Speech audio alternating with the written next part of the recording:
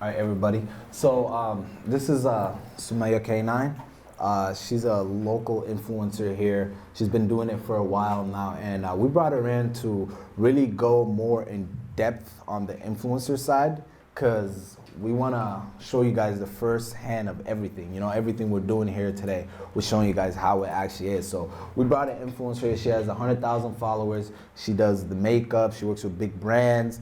So all the questions you guys have of how they reach out and all that, we're gonna do a little podcast type thing here, but then we're gonna get into questions and how you guys can reach out and what's the best way she answers. So all those questions, she's gonna actually answer today. So welcome, Sumaya. Let's give her a round of applause. All right, so the first thing I actually wanna ask is, when brands reach out, like, what do you see in like a brand that say, okay, I wanna work with her, or I wanna work with them, you know? Hello, everyone. I definitely look at if the brand represents diversity. That's what I stand for. You know, I want to work with brands that need more diversity, representation, all that good stuff. Okay. Yeah, because some influencers literally work with everything under the sun. Anytime somebody hits them up, they accept it. Every time they get an offer, they accept it. Are you really not focused on the money side, or is it just something deeper for you? Definitely, there's big offers that I turn down. I have to look at the brand and see if it really represents me politically, what I stand for, and all that. I wouldn't support a brand that doesn't support my people, and they just want to use my face for diversity. So that's a big issue right now, because everyone wants those black models, the black influencers, and they just want to use this as a black token. So you need to really know, is this the right brand that I can work with, etc. So let's say I have a product, right? I have a makeup product. What's like the best way to really like get a hold of you and like reach out, you know, in terms of like getting your attention? Because I know some people are asking questions about like DMs, you know, some people it works for, some people it doesn't. Like, what's the best way to really reach out to you? And if I want to do an influencer campaign with you, or if I want to do a collaboration with you, what is like the most effective way that most of your deals you did, you know? Do not DM. We don't see DMs. DMs are so full of like spam and just a bunch of weirdos too. So I think email is really more professional. Email is the best way to reach influencers. It's more professional. Okay. And like, in terms of like confiscation and like money wise, so right away, do you like ask for money right away, or like are there some brands that like you'll work for free, or like you'll take a free product, or like work something out? Like, what's the like most attractive way for like, let's say, me to reach out to you if I have a product that's in your niche, and let's say it goes with your brand and everything, like in terms of, because money's a big part of it, you know? So like, what's the best way for me to do that with you? Yeah. Oh, like money-wise, in terms of bottom line. Let's get to the money part. So like, some people, let's say, because it's all negotiation at the end of the day. There's no set price on each post or like how many days. So like, I'm negotiating with you, but like, what's the best way I should start, you know, for you to not even like feel some type of way or like turn me down right away? Because you do get turned down by some influencers. It doesn't work out sometimes. It does happen. But let's say you might have been the most effective way for me. What's the best way to like, in terms of money-wise, you know? Right. So it's not always about money. If we love the product and it's something that we would use every day in our lives, we would do it for free.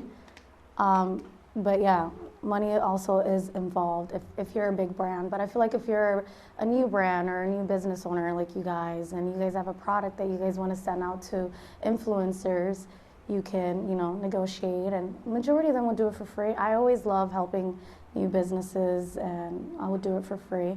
But when it's a big company, I'll name my price. I'll name my price and we'll negotiate. But to be honest, that's when the hard part comes in, and you need a manager, you need an agency, because a lot of these big brands don't want to pay black models and black influencers what we're worth, you know, so that's the bad part. Yeah. And that was a big part of it, like going into it, like some people don't get respected as others just because of their skin color or like minority and all these things. But like the brands that do reach out, because one of the products that actually reached out, if you want to scroll down, one of the products, the face product actually, was one of the products we used to actually run. Scroll down, I want to show you guys this product. Yeah. Keep scrolling, keep scrolling. I did see that, keep scrolling. Oh, The face the skin remover. Yeah. So, oh yeah, yep, right there, that picture. So we actually used to run that product too, and we used influencers. So what I want to know is, in terms of like that campaign and that specific campaign, because that's an e-commerce product, like what was that relationship working with an actual e-commerce person rather than like you worked with like Roseville Mall and like other brands like that, but specifically e-commerce, what was the big difference in like what you noticed, you know? Right. So I don't discriminate. I do work with all brands, small businesses, big businesses. So that was a small brand that was starting out, and they sent me that product, which was really popular, and I would use it every morning and every night. So I did post it for them. Awesome. And we're gonna open some questions to you guys if you guys have any questions in terms of like reaching out to a brand and influencers. So yeah, it's gonna start with you guys.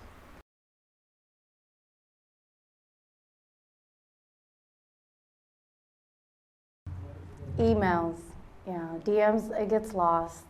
So many stuff is in there, and people, and spam. Any more questions? Some influencers don't. Yeah, they should, but then DM, keep sending that DM till you're on the top, and they'll see it. Do you have any standardized way of valuing your posts, like your stories or your feed posts? You base it on impressions, or you just pick a price? Price-wise? Yeah, like is it Yeah. Is it always a negotiation, or do you value it based on any metric? Yeah, so we have something called the insight. If you have a professional business Instagram, tells you how many views you get. So I do get more views on stories. So let's say you sent me a product and I'm using it in my story, people would buy it. And then I'll say swipe up and they'll buy it. I mean, like if say you get 2,000 views hypothetically on your story, Okay. do you charge X amount of dollars based on those views, or? Yeah, Yeah. pretty much, yeah. Mm-hmm. It's like negotiation. Yeah, Yeah. price goes up. Within the negotiation process, are you receiving the money prior to the posting, or how does that typically work for you? To be honest, the only thing I hate about the influencer world is you actually don't get paid until 30 days later. So it depends. So like when I do big campaigns, I don't get paid till 90 days. I just did something with Target and I won't get paid till March or April. Same with Roseville. Sometimes some products will send you half and then you'll get the other half after you post it. So they do something called the 90-day rule, and you don't get paid until they actually see the product up there. That's for big companies. How many smaller brands that us that's going to reach out to you? Do you expect them to be immediate? Yeah, you guys pay up right away. Do you what? PayPal? Cash App? PayPal, mainly PayPal. Mainly, majority of them are open to all payment options, PayPal. Yeah, Cash App. I just did my first Cash App. Yeah, I even Apple paid one before. Yeah. Yeah, they take all payments usually. They're pretty flexible. You guys do friends and family or business service? What do you mean, for PayPal? When you're paying them cheating, you guys pay, because PayPal's an option, right? Yeah, majority of them actually do. Cash App is literally like the most popular one, because PayPal funds get frozen easily, and especially now funds. So a lot of influencers are diverting from PayPal. They're going to like Cash App, Venmo's pretty popular, Zelle is pretty popular, Apple Pay. So they'll actually give you all the options, and PayPal will be the last one. And PayPal, they're trying to stay away from getting their funds held because it's so easy for PayPal. You get flagged for like the smallest stuff. Yeah. Yeah, Najma. So what do you do if there's a company that basically just like tries to scam you and like doesn't want to pay you, and like tries to like just like push you through this whole maze of just like, okay, next time. Right. That happens a lot. That's why you got to get a lawyer. Definitely. You got to get a lawyer. You got to have a contract. You have to make sure they pay you. It's hard. It's hard. It's hard, guys. So you gotta be very like assertive. Yeah, you got to be upfront and professional from the get-go. Like, give my money. I would say always have a contract. Yeah. So you know like what parties expect. Mhm. Yeah. Any more questions? Sorry. Yeah. I was gonna ask one question.